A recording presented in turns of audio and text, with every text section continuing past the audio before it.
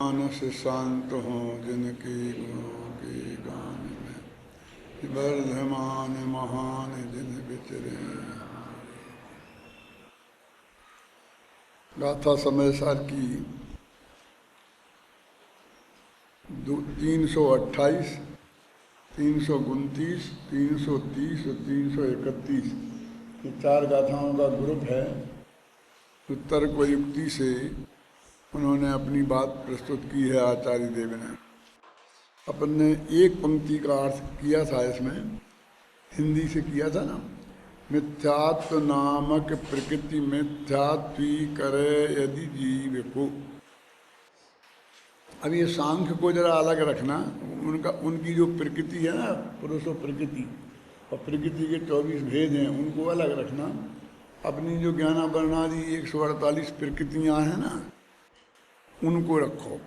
तो उनमें एक मिथ्यात्व नाम की प्रकृति भी है। ये बात आपको वैसे सबको ख्याल में ही है, फिर भी जो कुछ नए लोग होंगे उनके लिए बताता हूँ कि एक तो जो अपने ज्ञानावरणादि 8 कर्म होते हैं और उनके 148 भेद होते हैं। उसमें एक मोहिनी नाम का कर्म है, वो 2 प्रकार का होता है, दर्शन मोहिनी और चारित्र मोहिनी। तो दर्शन मोहिनी कर्म के होते हैं 3 भेद, एक मिथ्यात्व, एक मिश्र मिथ्यात्व, एक सम्यक प्रकृति मिथ्यात्व। उससे असंख्य गुण परमाणु का स्कंद होता है वैक्रियक शरीर, और उससे भी असंख्य गुण परमाणु होते हैं आहारक शरीर में,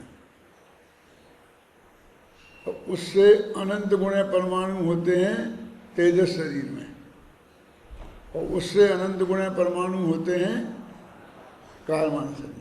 आता ना, वो अनंत गुणे परे सूत्र है तत्वा सूत्र का।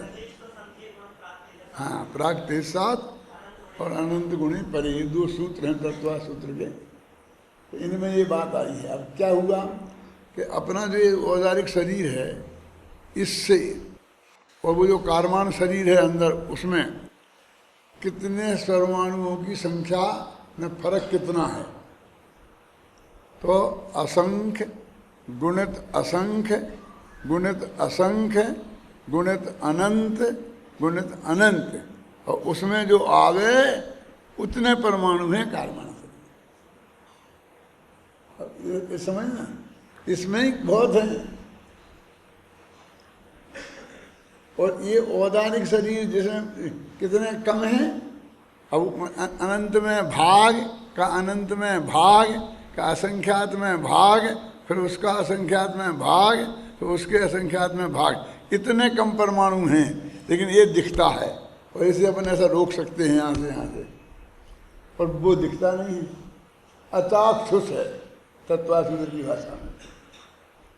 तत्वासूत्र तो पढ़ा होगा सब लोगों ने, कि चाक्षुष है, चाक्षुष क्या है, कितना जानते हैं मुझे पता नहीं है। तो अपन समझते हैं अधिक परमाणुओं का स्कंद होगा तो वो हमें आँख से दिख जाएगा, बड़ा होगा, और जो कम परमाणुओं का स्कंद होगा वो छोटा होगा, तो वो नहीं दिखेगा। अब ये छोटा पर स्कंद दिख रहा है, वो बड़ा स्कंद दिखता नहीं।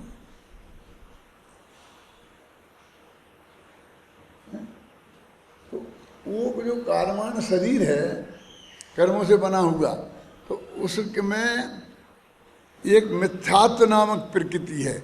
उसकी कितनी प्रकृतियां हैं? 148। तो 148 में एक प्रकृति है मिथ्यात्व नामक। ये वैसे ज्ञानावरण आदि की बात करते हैं, लेकिन यदि भाव कर्म की अपेक्षा देखते हैं तो सबसे पहला नंबर ये मिथ्यात्व नामक प्रकृति का आता है। कि सबसे पहले नंबर का मतलब क्या कहना चाहते हैं?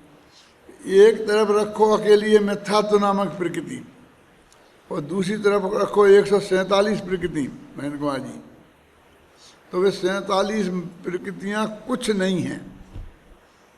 और एक मिथ्यात्व प्रकृति अनंत काल से आज तक जो अनंत दुख हमने भोगे हैं, वो मिथ्यात्व नामक भाव से अथवा मिथ्यात्व नामक प्रकृति के उदय से भोगे हैं। निमित्त रूप में भी मिथ्यात्व और उपादान भी मिथ्यात्व। उपादान रूप में मिथ्यात्व नामक भाव और निमित्त रूप में मिथ्यात्व नामक कर्म। तो निमित्त उपादान तो ही निपट गए। ये अनंत संसार में जो अनंत दुख आज तक भोगे हैं, और यदि नहीं आज कुछ चेते तो अनंत काल तक भोगने हैं, वो सब एक इस प्रकृति की वजह से हैं। अब एक जे खत्म हो गई तो संसार का अंत आ गया। नहीं, हम तो सुना कि वो बहुत दिनों तक संसार में रहता होगा। बहुत दिन माने बहुत कम दिन, बहुत कम दिन माने बस अर्धपुद्गल बराबर असंख्यात साकार, बस खत्म। क्योंकि अनंत के सामने से बहुत कम है ना।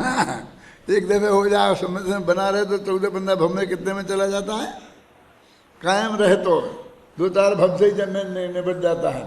एक इस मिथ्यात्व का इतना मतलब समझ लेना, तो एक ही हमारा असली शत्रु अथवा लड़ाई हमारी जिससे है वो सिर्फ एक इस मिथ्यात्व नामक भाव से, इस मिथ्यात्व नामक कर्म से है। बाकी 147 से हमारा कुछ लेना देना नहीं है। राजा गया तो बाकी के सब तो सेना अपनी हो जाती है।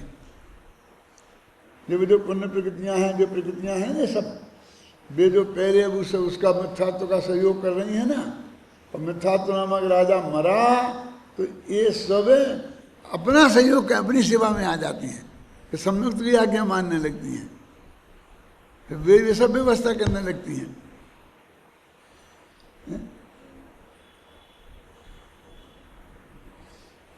उनकी बातें नहीं है। आप समझ लो कि इतनी ये बात है। अरे जो लोक में रावण के लिए लोग ऐसा कहते हैं ना कि जाहि पाप रावण नरक गयो, ताहि पाप लोगन खिलौना करी राख्यो है। ये कवि का लिखा हुआ है करीब 200-250 वर्ष पहले, कि जिस पाप की वजह से रावण नरक में गया है, उस पाप को आज लोगों ने खेल, मनोरंजन, ये तो हमारा मनोरंजन का कार्यक्रम है। वो ही पाप लोगों ने खिलौना करी राख्यो है। मैं दूसरी बात कहना चाहता हूँ कि जाहि पाप अनंत काल से निगोद में रहो, सोई पाप आज पाप ही नहीं है, उससे बंध ही नहीं होता है। क्या जो समझे होंगे समझे होंगे, नहीं समझे होंगे नहीं समझे, मुझसे ज्यादा नहीं समझा सकता। ऐसे कुछ लोग हैं जैनियों में अभी, बहुत महान लोगों में, कि जो कहते हैं मिथ्यात्व से बंध नहीं होता है। अकेले ही मिथ्यात्व से, वो किसी से होता ही नहीं है। जब बंध की चर्चा होती तो मिथ्यात्व अवरति प्रमाद कैसा योगा बंध हेतवा सबसे पहले उसका नाम है।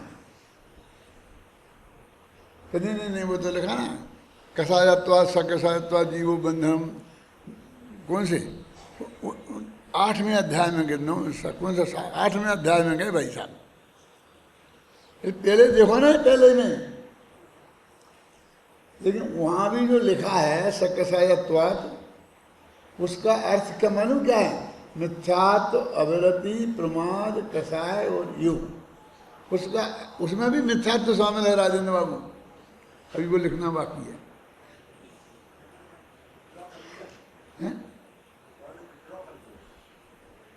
अच्छी बात है, खुशी की बात है।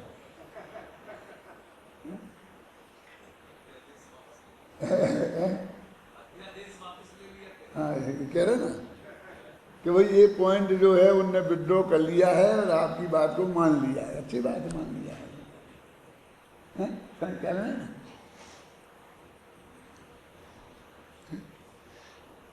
कि अनंत काल से निगोद जिसमें है तो उसे कुछ होता है।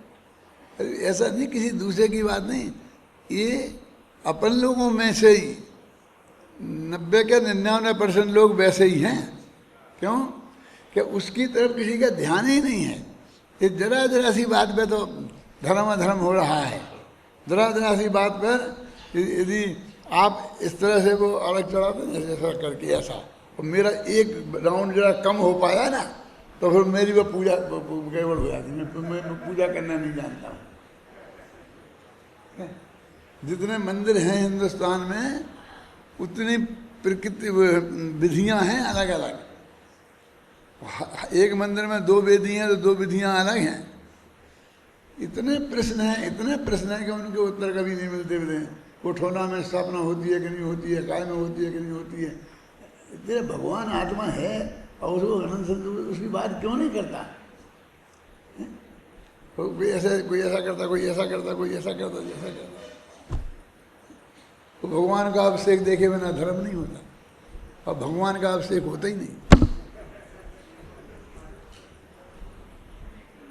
जब वे भगवान बनने के लिए गए थे ना, मुनि दीक्षा ली थी, तब उनने अनंत काल तक नहीं नहाने की प्रतिज्ञा की थी। और एक भव की मानो तो जीवन पर्यंत, क्यों मैं नहीं नहाऊंगा। ये 28 मूल गुण में एक स्नान नाम का व्रत है। ये तो कब है? अभी तो भगवान तो बना ही नहीं है। भगवान तो बनते 13वें गुण स्थान में, और ये 6वें गुण स्थान की बात कह रहा हूं मैं पाटनी जी। बहुत मुश्किल है। हमारी गलती ये हो गई कि हमने सारी जनमानी पढ़ ली हैं। खराब ये अभी सभी जगत के सामने उसकी बात रखना कितना कठिन हो गया है कि उसने जब नहीं नहाने की प्रतिज्ञा की थी, और अब हमने ये मूर्ति विराजमान करी अरहंत की, भगवान की, है ना। अब अरहंत भगवान की मूर्ति का स्नान का अभिषेक कैसे? अभिषेक में तो नहाना ही होता है, स्नान नहीं होता है। क्या फर्क है? जैसे गरीब के घर को झोंपड़ी कहते हैं, रईस के घर को हवेली कहते हैं, राजा के घर को महल कहते हैं, भगवान के घर को मंदिर कहते हैं। पर हैं लोग घर ही सब। संत के घर को कुटिया कहते हैं, लेकिन सब घर के ही नाम हैं। ऐसे यहां है भगवान के स्नान को अभिषेक कहते हैं। समझे ना? मतलब वही अर्थ है उसका।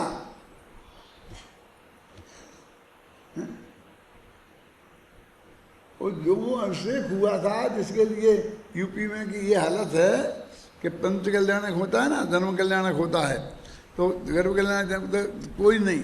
वो जिस दिन वो भगवान का कलश होते हैं ना अभिषेक, उस दिन 1 लाख आदमी आकर के आ जाएगा। अभी आज मौका है, आज सुनाओ इन्हें कुछ, तो वो तो 2 घंटे में सब बिखर जाएगा। फिर भी 500 आदमी रह जाएंगे। पहले 500 थे, वो 500। अब वही सबसे ज़्यादा महत्वपूर्ण बात हो गई। जो 0 है वो कुछ नहीं था, वो सबसे बड़ा हो गया।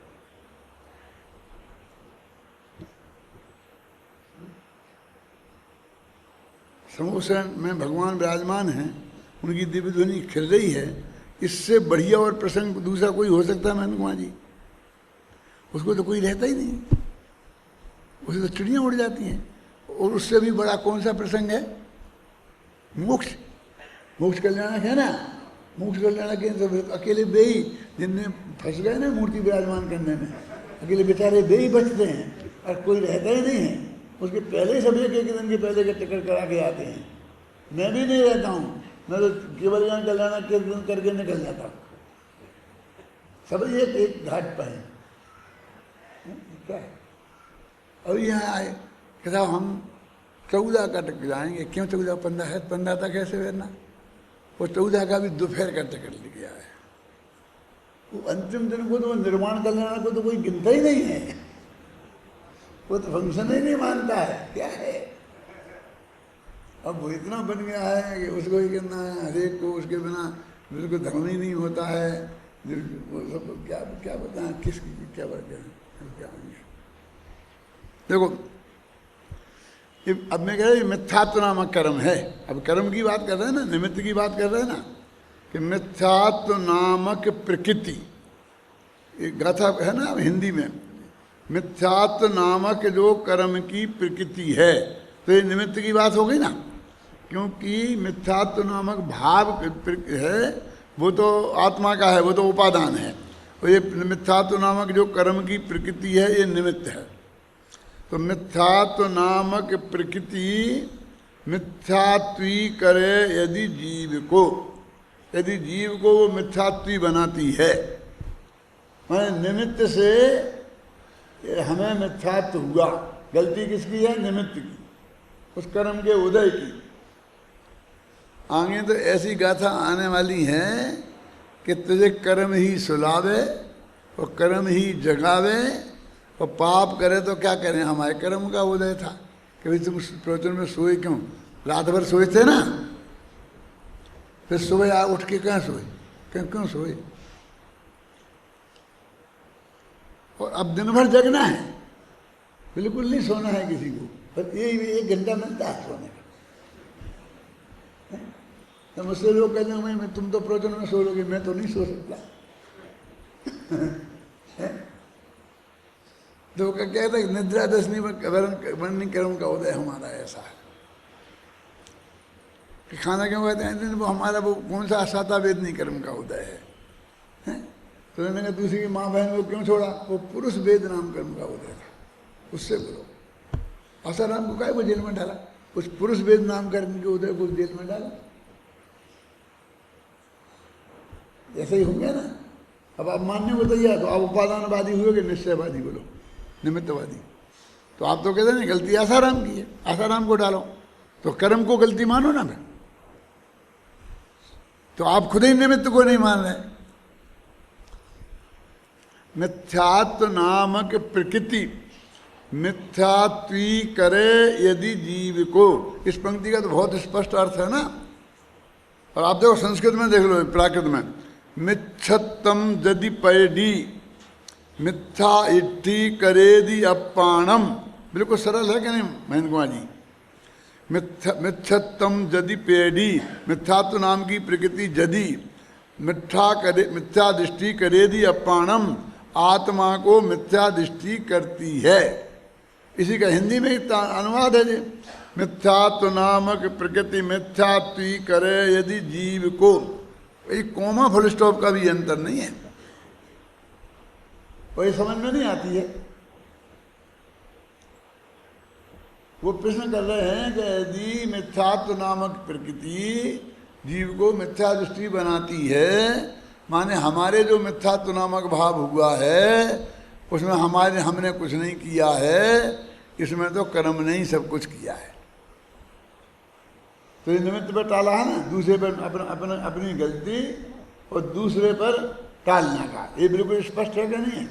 ये प्रश्न है। अब उत्तर, फिर तो अचेतन प्रकृति ही कर्तापने को प्राप्त हो, तो फिर वो हमारे मिथ्यात्व भाव का कर्ता अचेतन नाम की जो कर्म की प्रकृति है, अचेतन है वो योगी करता। तो अकेले मिथ्यात्व की क्यों? फिर तो 148 प्रकृतियां हैं, तो सभी हमारे जो पाप हैं उनकी कर्ता वो प्रकृति हुई, तो सजा भी प्रकृति को मिलना चाहिए। इसके लिए मैंने कहा था कि आसाराम को क्यों जेल में डालते हो बेचारे को? वो जिस कर्म के उदय से उसने ऐसा पाप किया है ना, उस कर्म को डालो। अब उसे कैसे डालें? वो तो कर्म तो उदय में आओ भाई साहब का है, 1 सेकंड में रुक नहीं सकता फिर, है कि नहीं? कोई कर्म का उदय आए तो उसका फल बस एक समय में ही मिलता है, अगले समय में वो बिल्कुल कुछ नहीं है, फिर वो मिट्टी का ढेला हो जाता है। पहले भी जब तक उदय में नहीं आया तब तक मिट्टी के ढेले के समान है। शास्त्र में लिखा, कहाँ लिखा? पृथ्वी पिंड समाना, ये पृथ्वी के ढेले के समान है। कौन? सत्ता में पड़े हुए कर्म, जो कर्म तुम्हें बहुत परेशान कर रहे हैं ना, फिर तो कहते ऐसे मिट्टी का ढेला पड़ा है, ऐसा है, कुछ नहीं है। जब तक वे कुछ नहीं करते हैं, एक समय उदय में आया, उसने अपना फल दिया, निमित्त रूप में जो चीज़ उपस्थित होनी थी हो गई, और बस हो गया। दूसरे समय फिर वो कुछ नहीं कर सकता, वो खत्म। वो यूज हुई चीज हो गई। ये यूज कारें बिकती है ना, तो सामग्री 2 प्रकार की होती है, भोग सामग्री। एक को बोलते हैं भोग और एक को बोलते हैं उपभोग। सुनी कभी? ये तो सब श्रवण योग की बातें हैं। भोग माने जो एक दफे भोगने में आवे, और उपभोग माने जो बार बार भोगने में आवे। जानते हो ना? तो ये मिथ्यात्व नामक प्रकृति है, जो भी कर्म का उदय है ये भोग है। उपभोग नहीं है। ऐसा नहीं है कि अभी हमको मैं जिंदगी भर पे लेगा। वो दूसरे समय आएगा दूसरा मिथ्यात्व, तीसरे समय में आएगा तीसरा। वो तो उसी वक्त खत्म हुआ। वो तो आप समझे ना, वो फिर नहीं, दूसरे समय वो कुछ नहीं करता है। कैसा अनादिकाल से पेड़ रहा भैया, वो तो गया उसी वक्त। अब उसे किसको पकड़े हम, सजा किसको देवें। मिथ्यात्व नामक प्रकृति मिथ्यात्वी करे यदि जीव को, फिर तो अचेतन प्रकृति ही कर्तापने को प्राप्त हो। फिर अचेतन जो कर्म की प्रकृति है वो ही कर्ता हो गई हमारे सब भावों की। देखो, एक 4 घातिया कर्म होते हैं, वो 4 अघातिया कर्म। घातिया कर्म के उदय में जो भी भाव होते हैं जीव के, उन्हें बोलते हैं भाव कर्म। और अघातिया कर्म के उदय में जो भी संयोग प्राप्त होते हैं, उन्हें बोलते हैं नो कर्म। 3 कर्म हो गए, द्रव्य कर्म, भाव कर्म और नो कर्म। क्या समझ में आ गया ना? तो हिसाब किताब तो बहुत सीधा सच्चा है। घातिया कर्म हमेशा आत्मा के भावों के रूप में फलते हैं। वो जीव विपाकी प्रकृतियां हैं एक तरीके से। और अघातिया कर्म ना हमेशा संयोग के रूप में फलते हैं। वे पुद्गल विपाकी प्रकृतियां हैं एक तरीके से। मोटे मोटे दूर से करता हूँ, बाकी हिसाब किताब गणित का पूरा समझना हो तो करुणान योग वालों से समझ लेना। तो देखो, अघातिया कर्मों का उदय हमेशा संयोग में आता है। अभी संयोग की बात है ना, कि मिथ्यात्व नामक प्रकृति मिथ्यात्वी करे यदि जीव को, फिर तो अचेतन प्रकृति ही कर्तापने को। माने फिर 148 कर्मों पर लगा लो, फिर अकेले मिथ्यात्व की बात नहीं रहेगी भाई साहब जी। बात एक की कहें, हम ये कहें एक विद्यार्थी को खड़ा करके कि देखो, तुमको बराबर जब प्रवचन का समय होता उसके 5 मिनट पहले उपस्थित रहना। तो एक को नहीं कहा, कितने को कहा? 175 को। तो एक कर्म की एक को कहा, तो एक को नहीं कहा, कितने को कहा? 148। आप समझ हैं? तो आप समझ लो इसका क्या क्या इफेक्ट होगा। और वो आगे गाथाएं दी हैं सब, कि वो फलाने कर्म की वजह से फिर वो तुझे काम बेकार हुआ, फलाने कर्म की वजह से भूख लगी, कहाँ क्रोध नामक कर्म की वजह से गुस्सा आया। तो हमसे काहे को कहते गुस्सा क्यों करते हो? अब मान कर्म की वजह से घमंड हो गया, माया कर्म की वजह से छल कपट हो गया, और लोभ कर्म की वजह से लोभ हो गया। तो सब कर्म ही कर्म हो जाएंगे, फिर तू तो कुछ नहीं रहेगा ना। सोच, मैंने ये बात ठीक नहीं है। ये कहना चाहते हैं कि तुम अपने जिम्मेवारी कर्मों के माथे मरना चाहता है। कर्म विचारी कौन भूल तेरी अधिकाई, अग्नि सहे घन घात लोहे की संगति पाई।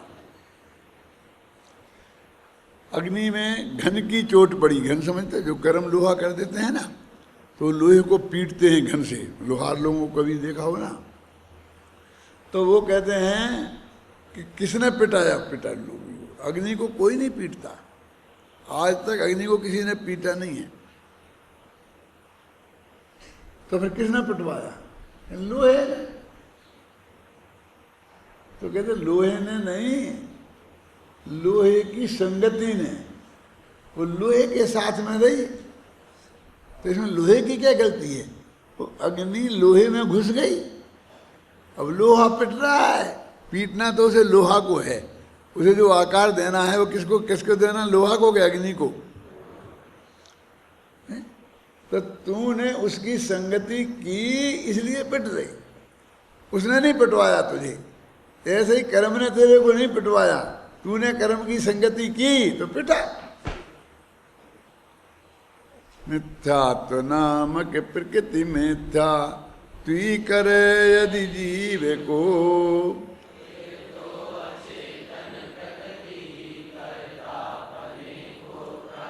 अथवा करे यह जीव।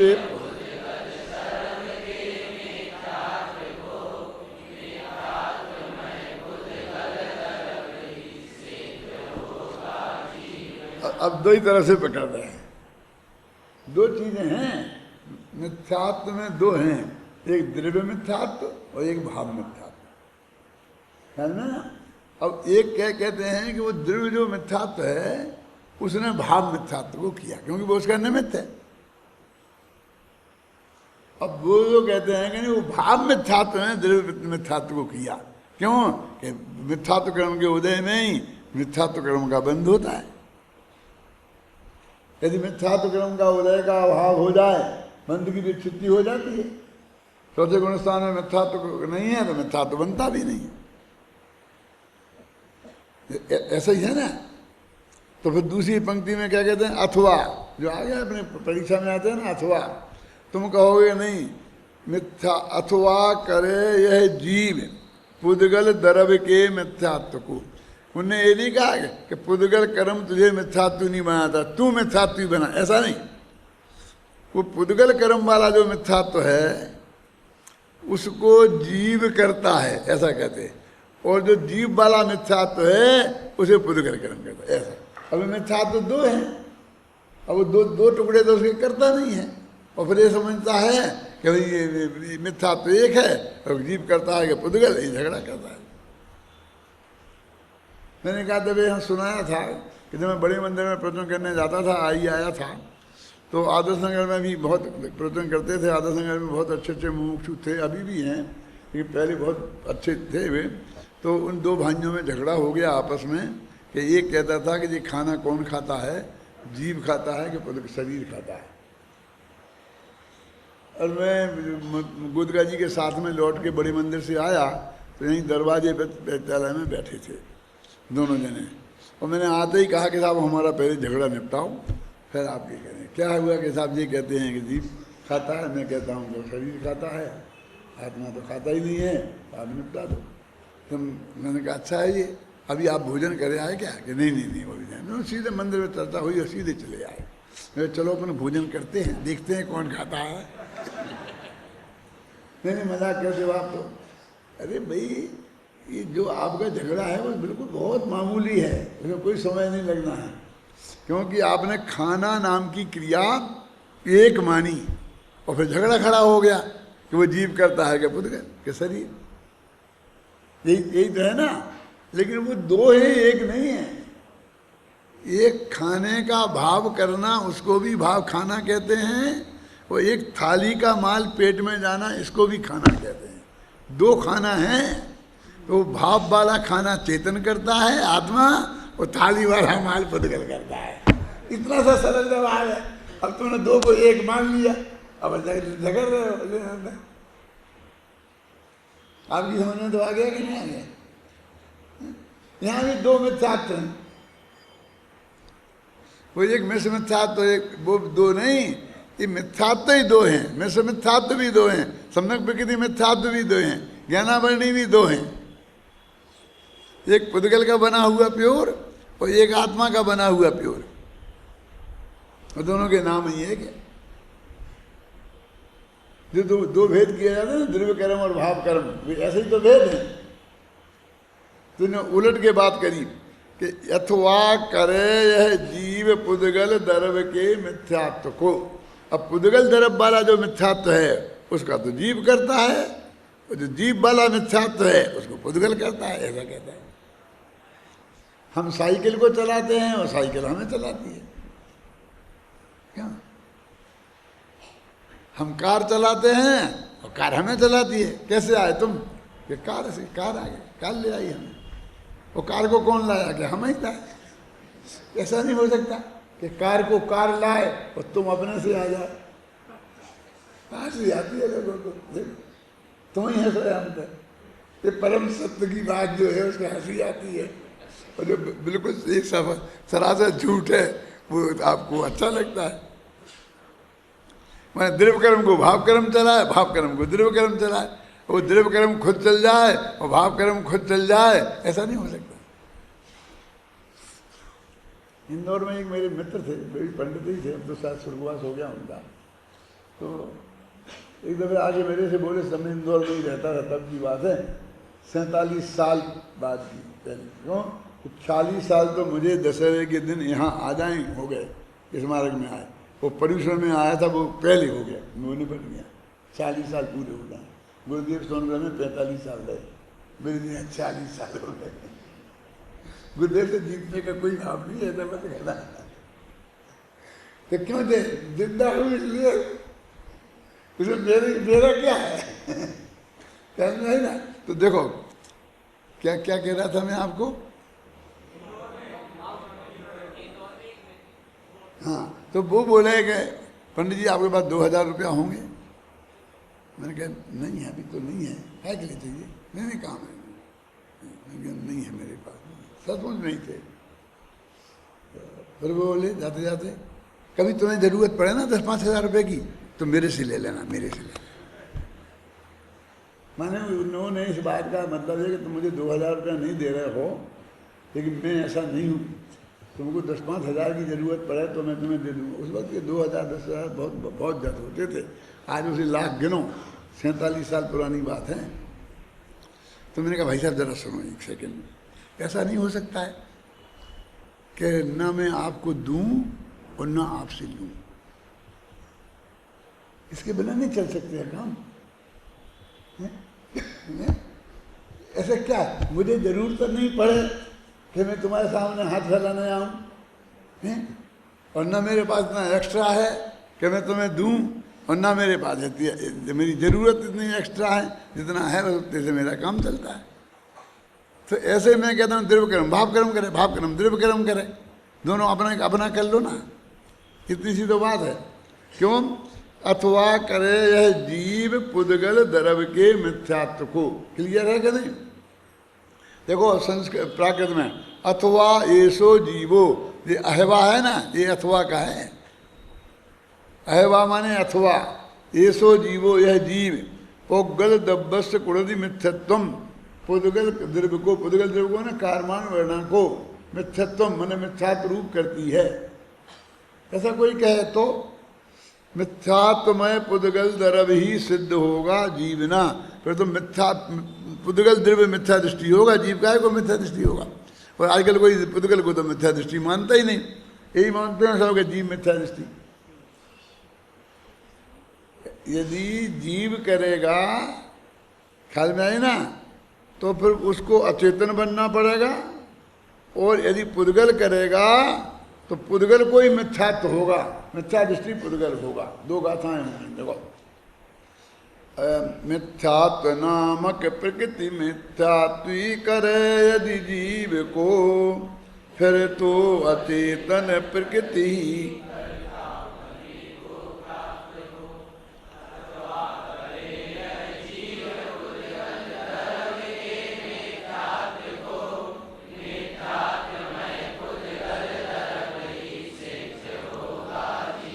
इतना तो निपट गया। अब एक तीसरे लोग और हैं इस जगत में, वो कहते हैं समझौता कर लो ना, 2 जने मिल के निपटा लो ना। क्या मिल के कर लें, मिल के कर लें, मिल के कर लें। अब 2 द्रव्यों में बीच में अत्यंता भाव है, वे कभी मिल ही नहीं सकते। वज्र की दीवार पड़ी है, तो मिल के कैसे कर लें? मैंने सबसे पहले एक उदाहरण दिया था, कौन सा, कि माँ का आज्ञा मानना चाहिए कि पिता की, है याद? एक कहता है माँ की, दूसरा कहता है पिता की, और तीसरा समझौताबाजी कहता है दोनों की। लेकिन दोनों की भाई साहब परस्पर विरुद्ध आज्ञा है। यदि दोनों एक ही आज्ञा देते तो तुम्हारे पास झगड़ा आता ही काय को। एक कहता है स्कूल जाओ और दूसरा कहता है सब्जी लाओ, ये याद है? तो कहते दोनों की मान लेंगे, क्या करेंगे कि स्कूल जाएंगे और आते वक्त सब्जी ले आएंगे, सब्जी लेने जाएंगे और वहीं स्कूल चले जाएंगे। अरे भाई साहब, ऐसे 2 काम एक साथ नहीं होते हैं। सब्जी भी नहीं आएगी समय पे और स्कूल में भी नहीं पहुंचो समय पे, तो बेंच पे खड़ा रहना पड़ेगा। लेकिन दिखने में ये बहुत अच्छा लगता है, थोड़ा तुम खिसको और थोड़ा हम खिसकें और काम हो जाए। लेकिन कोई वस्तु अपने स्वभाव से खिसकने को तैयार है। अग्नि जो है गर्म है, वो अपने गर्म स्वभाव से थोड़ा खिसकने को तैयार है? नहीं है। इसलिए जो तीसरी बात जो बहुत अच्छी लगती है वो वास्तव में असंभव है, उसे बोलते हैं अविचारित रमणीय। शास्त्रों में शब्द क्या आता है? अविचारित रमणीय। सुना कभी ये शब्द क्या? नहीं क्यों दिलीप भाई? जब शब्द ही नहीं सुना तो उसका अर्थ तो कहाँ से सुना होगा? ऐसा है कि इस पर जब तक विचार नहीं करो तब तक अच्छी लगती है।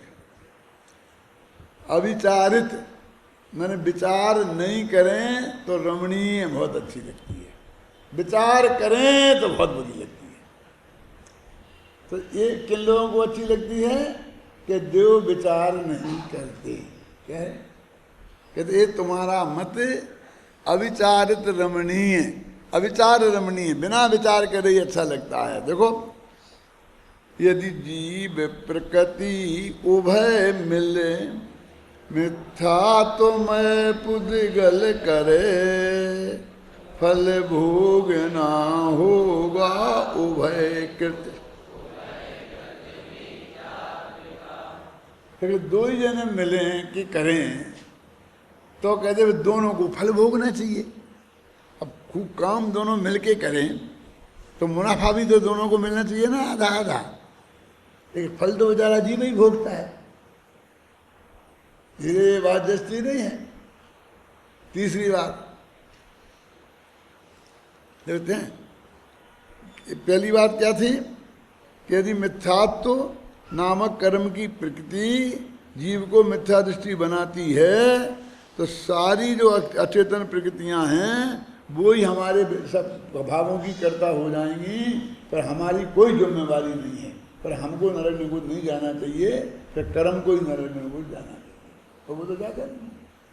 यदि जीव पुद्गल के मिथ्यात्व को करेगा तो पुद्गल को मिथ्यात्व करेगा ना, तो पुद्गल को मिथ्या दृष्टि होना चाहिए। फिर जीव को क्यों होना चाहिए? कि दोनों जने मिलके कर लेंगे तो कभी मिलके भोगना चाहिए। फिर यदि मिलके करेंगे तो मिलके भोगना चाहिए। ये तीनों बातें तो सही बैठती नहीं हैं। तीन गाथाओं का अर्थ हो गया। अब यदि जीव प्रकृति ना करे मिथ्यात्मय पुद्गल दरव, मिथ्यात्मय पुद्गल सहज क्या नहीं, यह मिथ्या कहो। यदि जीव ने प्रकृति को नहीं किया, मिथ्यात्मय दोनों मिलकर के नहीं किया, तो कहते हैं कि फिर जो तुम कह रहे कि ये मिथ्यात्मय है, ये बात गलत क्यों नहीं होगी? तो ये बात तो सहज ही गलत सिद्ध हो जाएगी। तो इस तरीके से ये गाथाओं का अर्थ है। और टीका बहुत छोटी सी है। देखो, इतनी महत्वपूर्ण गाथाओं की अमृतचंद ने टीका बहुत छोटी की, और जो गाथाएं आपको महत्वपूर्ण कम दिखती हैं उनकी लंबी लंबी की। क्योंकि इतनी सरल हैं ये गाथाएं हैं कि अमृतचंद को लगता है कि इसमें कुछ करने की जरूरत बात ही नहीं है। यदि आचार्य प्रभाचंद होते तो क्या करते ऐसे प्रकरण में? मालूम आपको? वे कहते थे सुगमो में खत्म। इतनी टीका, कितनी टीका, क्या लिखा टीका में? क्या लिखा? सुगमो में तत्। ये तो बहुत सरल है। खत्म, आगे बढ़ गए। अभय कुमार जी, ये जो 415 गाथाएं है ना समय सार में, आत्मख्याति में, और 445 तात्पर्य वृत्ति में, उसमें एक कारण तो ये बताते ही हैं अपन कि अमरचंद को जो किताब में ली होगी उसमें वे गाथाएं नहीं होंगी। कोई कहते हैं कि ये छेपक गाथाएं हैं, वो उसमें आ गई हैं जयशंकर में। मैं एक ये भी कहता हूँ कि ये हो सकता है कि अमृतचंद को भी इतनी सहज लगी हों, सरल लगी हों, तो उनने टीका लिखना उन पर जरूरी नहीं समझी हो, और उनने सुगमम एतत् ये लिखने का भी कष्ट नहीं उठाया हो। तो जिसने आत्मख्याति की नकल की उसने वे गाथाओं भी छोड़ दी क्योंकि टीका नहीं थी तो गाथाएं छोड़ दी। ऐसा भी एक हो सकता है। क्योंकि मैंने उन सब गाथाओं की जो 30 गाथाएं ज़्यादा हैं ना, एक एक की बहुत गहराई से अध्ययन किया है उनकी। और मैंने ये खोज किया कि ये गाथाएं समय सार में नहीं होती तो क्या फर्क पड़ता, तो उसमें कुछ फर्क नहीं पड़ता। वो तो पहले कह चुके हैं बाद में कह रहे हैं, उनका रिपीटिशन है। अभी मैं और तर्क आपको देना नहीं चाहता हूँ कि लंबाएगा विषय, तो वो कोई फर्क नहीं पड़ता है। तो फर्क नहीं पड़ता है तो इसका मतलब है उसमें रिपीटिशन है। रिपीटिशन है तो हमने चंद्राचार्य ने एक जगह पूरी ताकत लगा के बात कह दी, अब उसके आगे हमें क्या कहें। देखो, एक कर्ता और भोक्ता जो दोनों बराबर ही हैं। जिसका आत्मा करता है उसी का भोक्ता है, जिसका करता नहीं है उसका भोक्ता नहीं है। जिसने ऐसे करता है उसी ने ऐसे भोगता है, जिसने ऐसे करता नहीं है उसने ऐसे भोगता है। तो जितना कर्ता कर्म के बारे में लिखा उतना ही भोक्ता भोगी के बारे में लिखना चाहिए। अब इसमें कर्ता कर्म अधिकार ने पूरा कर्ता कर्म अधिकार लिख दिया, और सर्वश्रेष्ठ ज्ञान अधिकार में भी वही बराबर लिखे जा रहे हैं। अब भोक्ता भोग में तो कुछ नहीं, लिखते ही नहीं। अरे वो एक लिख देते हैं, ऐसा ही भोक्ता भोग पे समझ लेना चाहिए, घटा लेना चाहिए, घटा लो। क्योंकि दोनों एक सही केस है ना। जो नए, जो अपेक्षा, जो तर्क, जो युक्ति लगती है वो कर्ता पर वही भोक्ता पर भी लगती है, इसलिए वो कथन कम मिलता है। तो वे उसकी टीका क्या लिखें फिर ज़्यादा। यदि वो गाथाएं भी वैसी बना देते तो उन पर टीका ज़्यादा कैसे क्या लिखते, है ना। तो कहाँ गया, अपन पढ़ रहे थे ना, चीज बदल गया। हाँ,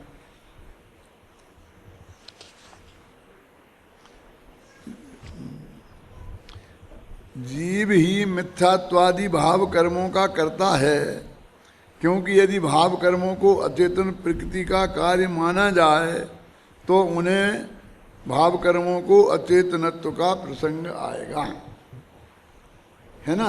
क्योंकि यदि अचेतन उसका करता है तो फिर वो अचेतन होने चाहिए, है ना। जीव ही मिथ्यात्वादि भाव कर्मों का करता है। देखो, अब रागादि का करता यहाँ भगवान आत्मा को बता रहे हैं। अब ये लोग कहते हैं समय सार में तो ये बता ही नहीं, राग का करता बताए, उन्होंने समय सार पढ़ा कहाँ है।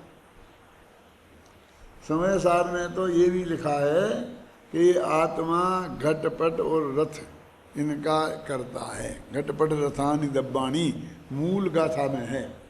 ये घटपट रथ क्या होता है, खटपट नहीं, घटपट।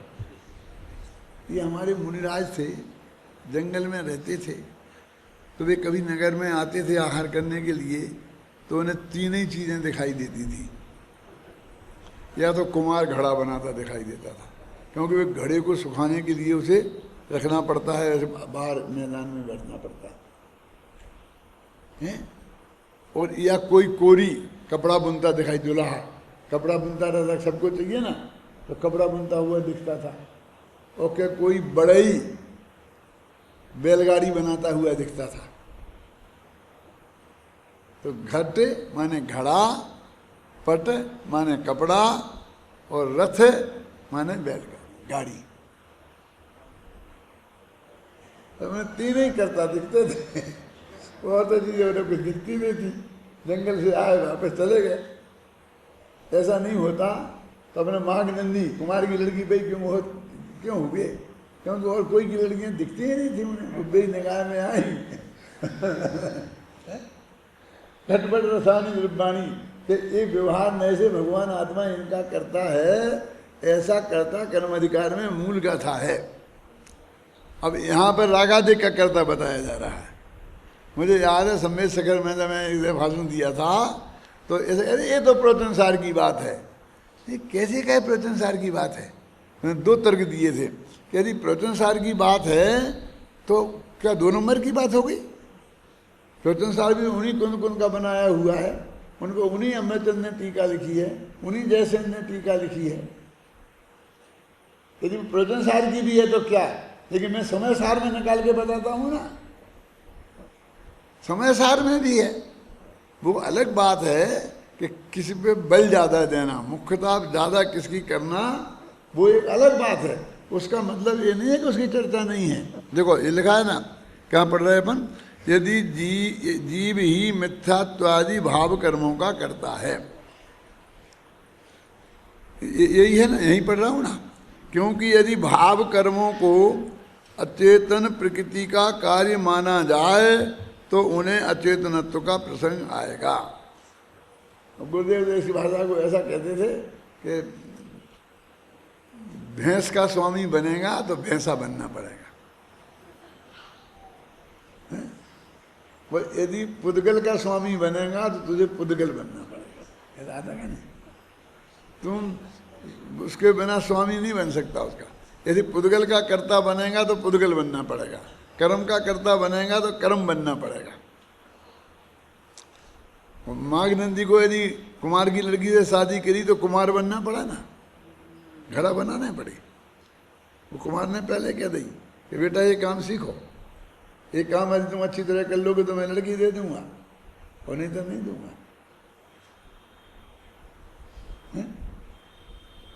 तो तुम कुमार बनोगे और घड़े नहीं बनाओगे, ऐसा कैसे होगा? क्यों?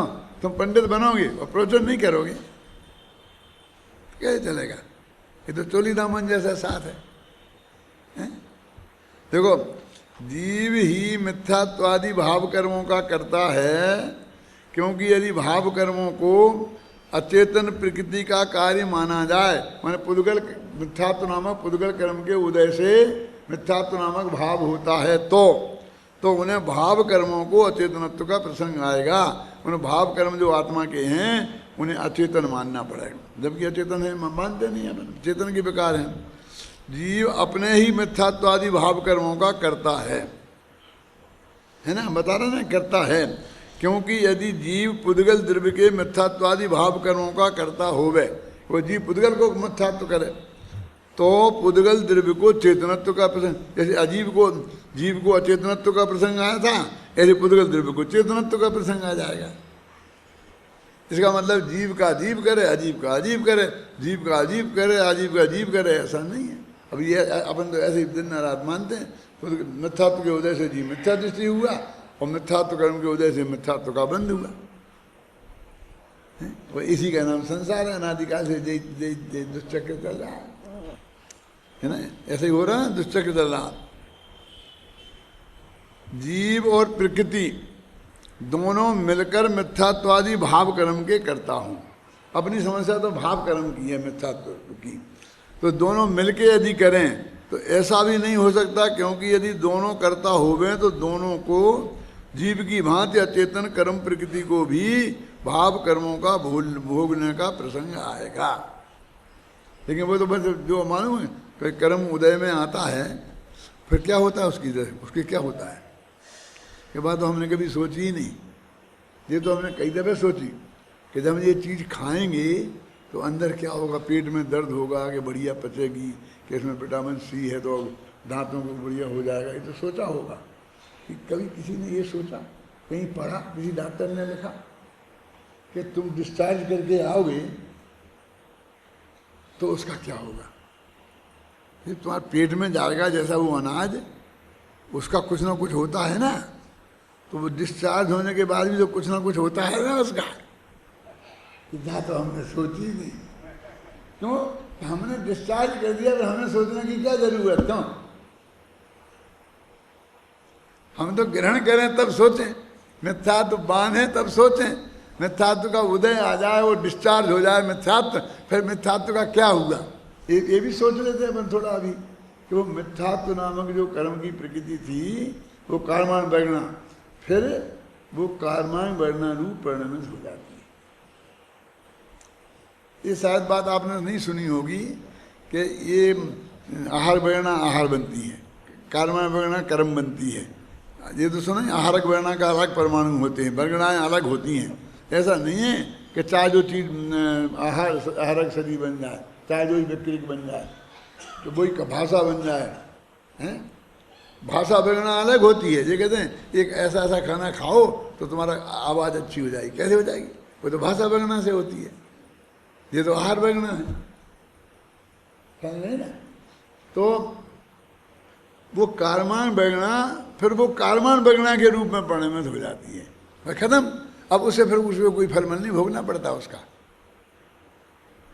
फिर जब फिर कहीं दूसरे जीव का निमित्त बनेगा उसका, और फिर वो कोई कर्म रूप परिणमित होने। तो इसमें भी ये अंदर भी डिटेल है ना कि वो मोहिनी वाली मोहिनी रूप ही बनेगी, ज्ञाना बनेगी ज्ञाना बनी, उनकी भी बैगणाएं अलग अलग है, बहुत डिटेल है कर्णन योग में, क्यों है ना, अलग अलग है बैगणाएं। तो वो कर्माएं बैगणा मिथ्यात्व की जो है वो मिलके फिर वो उसी रूप में परिणमित हो जाएगी, जब जहाँ बाद में जो होगा सो होगा। अभी कहाँ पढ़ रहे थे अपन, देखो मिलकर जीव प्रकृति। और यदि ये अंतिम, और यदि ऐसा माना जाए कि जीव और प्रकृति दोनों ही मिथ्यात्वादी भाव कर्मों को अकर्ता हैं, अगर दो झगड़ा न कोई ने किसी को नहीं किया ना कोई ने, तो यह भी ठीक नहीं है, क्योंकि यदि दोनों ही अकर्ता हों तो फिर पुद्गल द्रव्य को स्वभाव से ही मिथ्यात्व भावों का प्रसंग है। फिर वो कहते हैं जब दोनों ही अकर्ता हैं तो वो मिथ्यात्व रूप बना कैसे पुद्गल, वो बन तो कहते स्वभाव ही है उसका मिथ्यात्व रूप है, वो अनादि हो जाएगी सिद्धि। फिर जीव भी कुछ नहीं है, ना जीव ने किया ना पुद्गल ने किया मिथ्यात्व भाव को, तो फिर वो जीव वो अनादि का हो जाएगा, और जो अनादि का होता फिर वो अनंत हो जाता है, तो अनंत काल तक रहेगा। तो चारों गाथाओं में उन्होंने अपने तर्क और युक्ति से ये सिद्ध किया कि जीव पुद्गल का करता नहीं, पुद्गल जीव का करता नहीं, दोनों मिलके भी नहीं करते हैं, ख्याल नहीं है। तो फिर आप बताएंगे कैसे करते हैं, तो वो टोटल लिख देते हैं, फिर जीव अपने भाव का करता है, पुद्गल उसमें निमित्त है, पुद्गल परिणाम अपने भाव का करता है, जीव के परिणाम उसमें निमित्त हैं, तो ये सब बताएंगे। जैसे इसमें भी आएगा अभी आगे, जो अच्छा कलश बहुत अच्छा है जो आगे आने वाला, उसकी चर्चा वही चर्चा जो इसमें गाथाओं में की है वो कलश में भी वही चर्चा है, इसलिए कल फिर अपन को एक दफ़े रिपीट करने का मौका